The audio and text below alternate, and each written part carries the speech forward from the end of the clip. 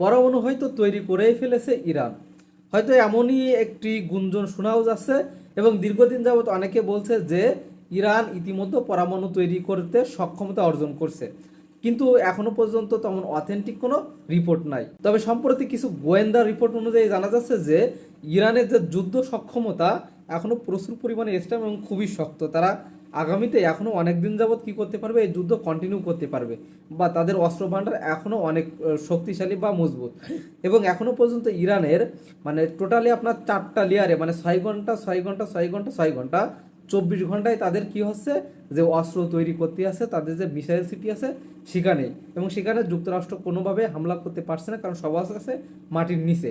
So যেভাবে Iran তাদের অস্ত্র ভান্ডারে আরও অস্ত্র তৈরি করছে, সুতরাং এই ইরানকে যুদ্ধ থেকে সরানো বা তাদেরকে দমানো আসলে খুবই টাফ ব্যাপার।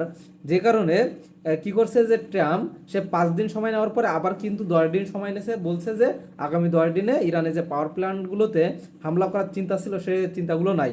তার মানে বোঝা যাচ্ছে যে আমেরিকা আস্তে আস্তে সময় দিয়ে দিয়ে তারা যুদ্ধ থেকে কি করছে বের হয়ে যাবে।